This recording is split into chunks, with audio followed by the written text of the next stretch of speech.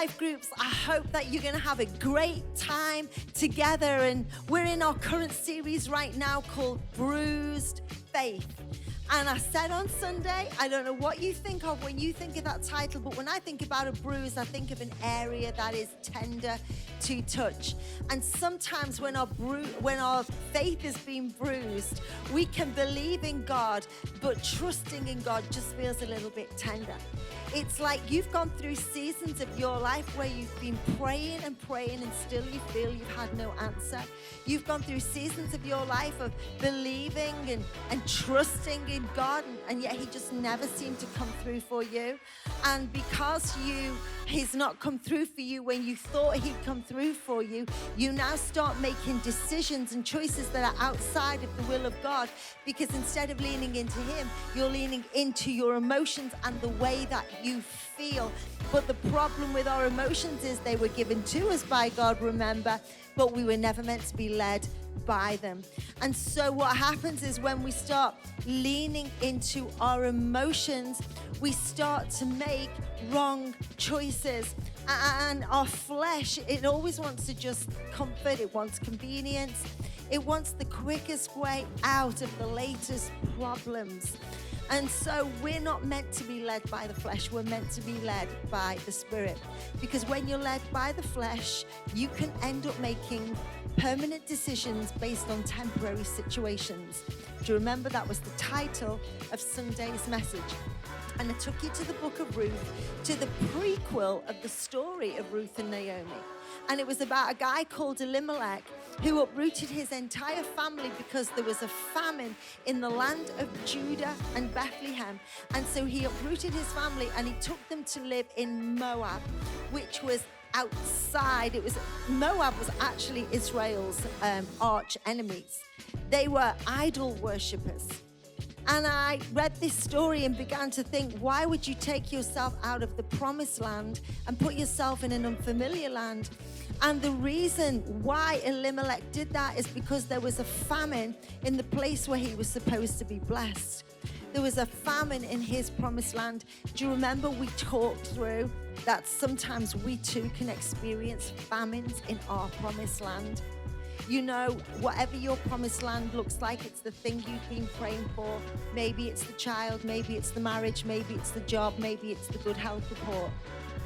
But when you get into your promised land, you're still experiencing problems, and we get frustrated with God and we get disappointed with God.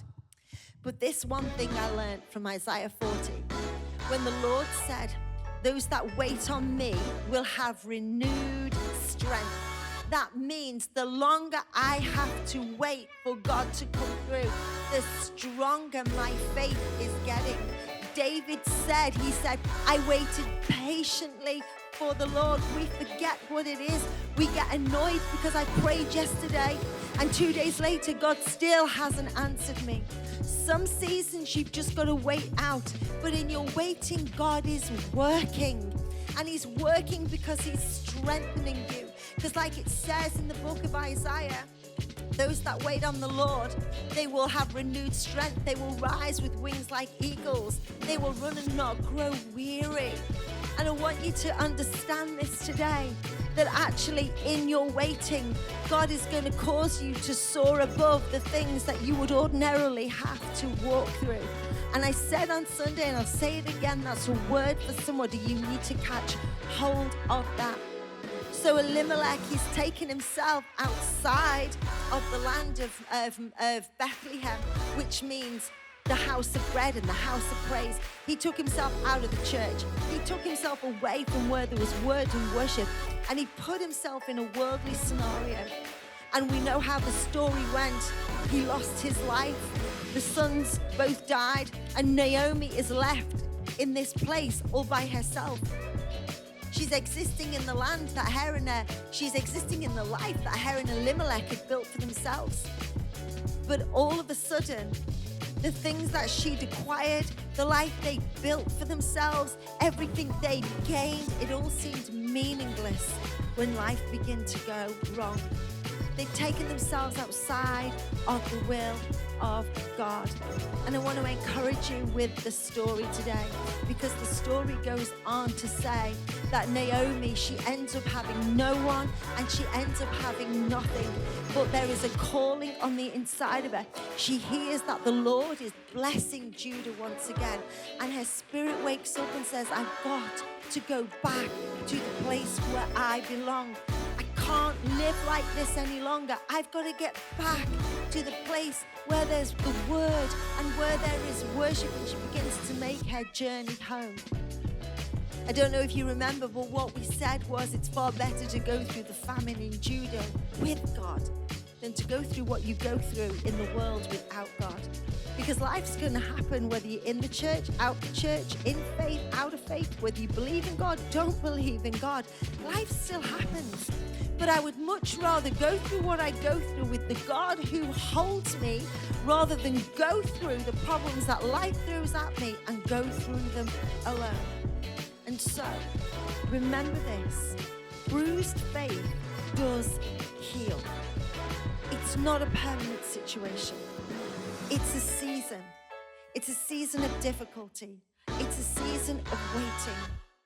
In your waiting for the marriage to repair, in your waiting for the child to come back home, in your waiting for another job, in your waiting for the doctor's report, whatever your season of waiting looks like, in your waiting of barrenness and brokenness, remember God is not wasting that time.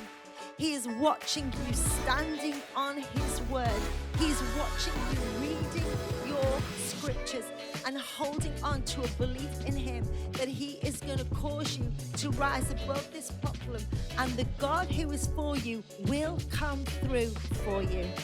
So whether that's you, whether that's a loved one in your family, remember, when Naomi was still far away from God, she was able to hear from God, because no one is ever too far from God for the Spirit of God to be able to draw them back home.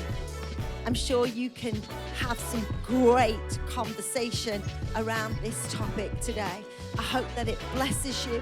I hope you can encourage one another with the word and be inspired and have an absolutely fantastic time at Life Group.